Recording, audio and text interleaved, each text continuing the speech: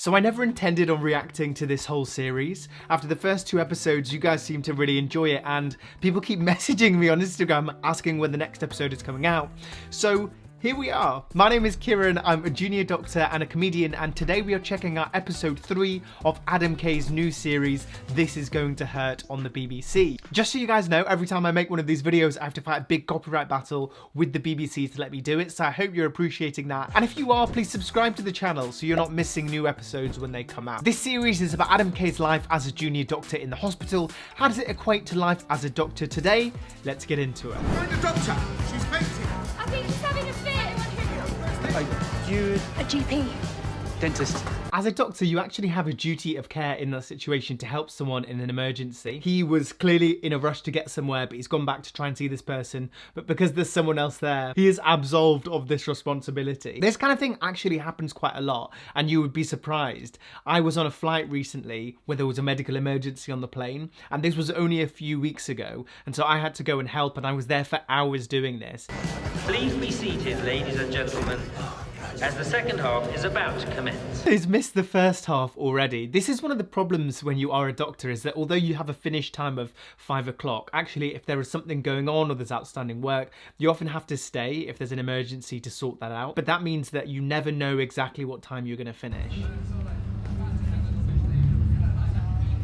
He's so traumatized by what's happened previously, and because of this complaint, he has to write a statement about it. Basically, what happens is that there's an investigation as to what's happened so that they can look at how they can prevent that in the future. So one of the things they do is they take a statement from every person that was involved. So he'll have to do one, some of the nursing staff will have to do them, the midwives, the other doctors involved. As I said in the last episode though, this procedure takes absolutely ages, so it's sort of hanging above his head until it gets sorted. Would you like to go for something to eat?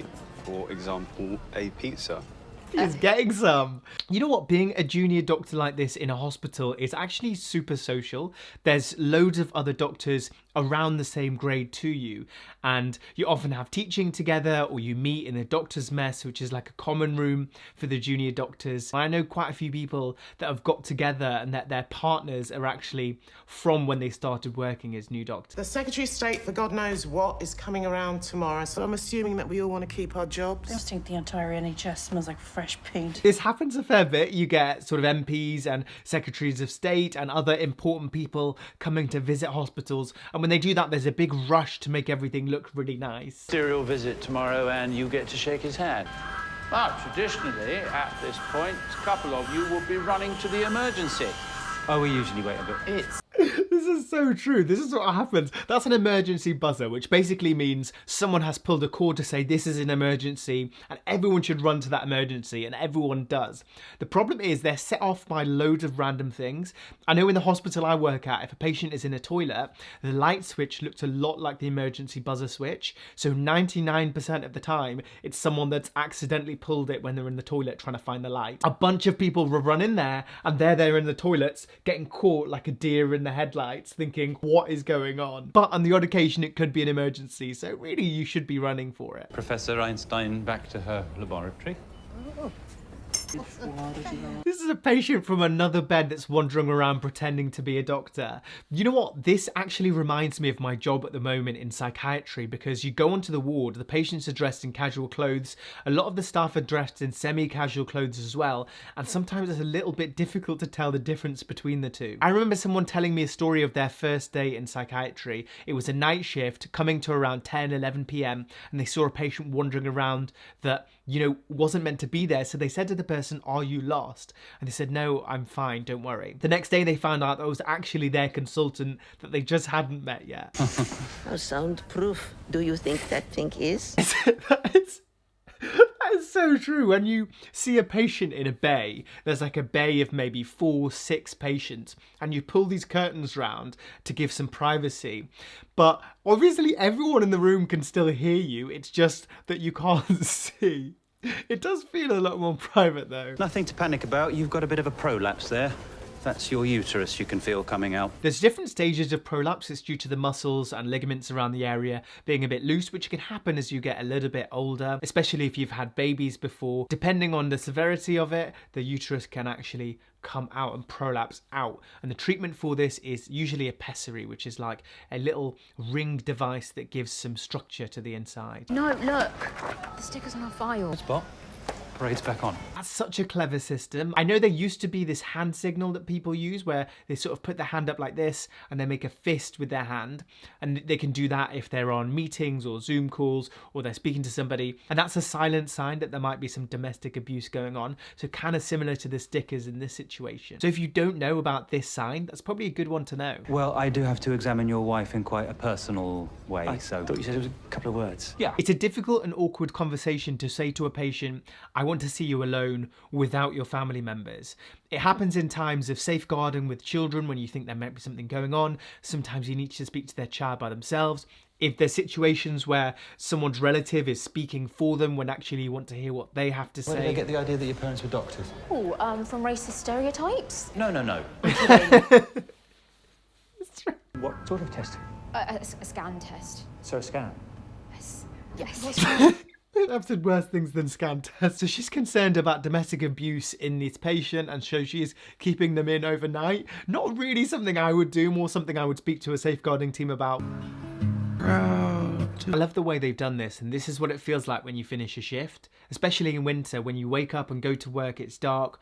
When you leave work, it's also dark. You make the cold, dark walk back to your car. So in some hospitals, they have places for doctors to stay. You can pay and you can actually sleep there. Because there's so much moving around, because you have to do rotations in this place, then that place, then the other place, it's difficult to get a rental for that long, or if you want to buy a house to get a mortgage. And even if you do have a mortgage, you can't guarantee that you're going to be working in that place for that long, because you have to keep rotating around. A lot of people opt to stay in hospital accommodation.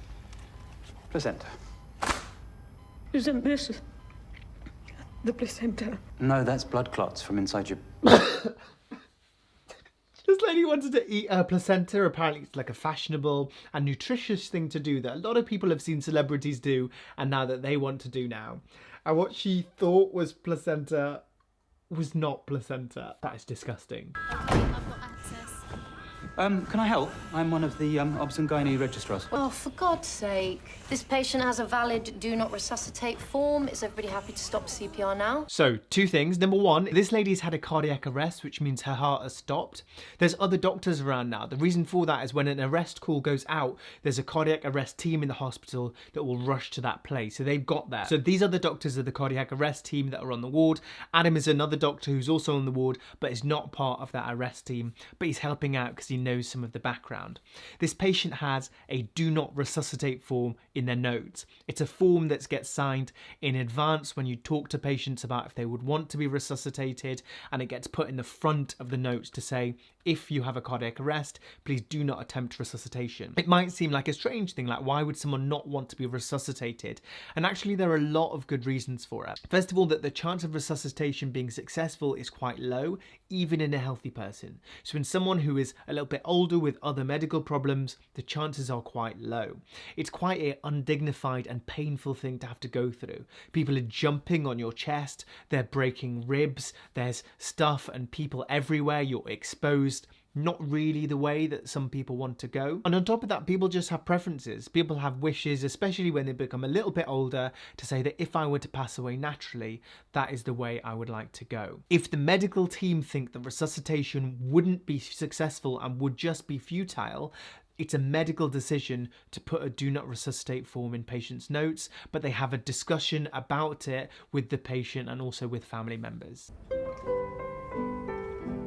Adam is struggling to come to terms with it. Although they didn't have the best relationship, this is someone that he knew, and clearly someone that was on his mind. What he did was, he's got his pen torch and has had a look in her eyes, because someone who is alive has pupils that are constrictive. So if you shine light in them, they will constrict. But if someone who has passed away, someone's pupils are fixed in dilation, so they're fully dilated. I might go to a funeral. You're not going to a patient's funeral. It's unprofessional. It's a bit of a grey area going to someone's funeral. There's nothing that says a doctor can't go to a patient's funeral, but at the same time, is it crossing that line between being a professional and being a doctor and, you know, being more of a friend. Shit happens. You can't just let yourself feel it all. Although that sounds pretty harsh, it's actually quite a true statement. If you let yourself feel everything that happens, every patient that's unwell, every patient that passes away, if you carry that as emotional baggage, it's only going to weigh you down and it's only going to get worse and worse. And we've kind of seen this in the way that Adam has reacted to things in The Baby in episode 1, in what's happened recently, is that he's carrying all of this trauma around with him. We're leaving. Come on. No, that's assault. Did you see that? He assaulted me. Oh, no, hey, this is mental. Totally unnecessary. I need... It's really difficult as a doctor in this situation because you obviously can't put your hands on anyone. You know, although he's trying to do the right thing, there's boundaries that you need to adhere to. Hospitals do have security, so much like a nightclub, if something is kicking off, you can call security and they will come and help you in that situation. We'll work out a safeguarding plan. You did really well today. Pointless though, isn't it? It's really difficult in those situations because if the patient doesn't want to take anything forward, if the patient doesn't want to tell you what's going on, doesn't want to have this investigated further, there's kind of a limit to what you are able to do. And her frustration is she knows that there's something going on, but she can't do anything to help it.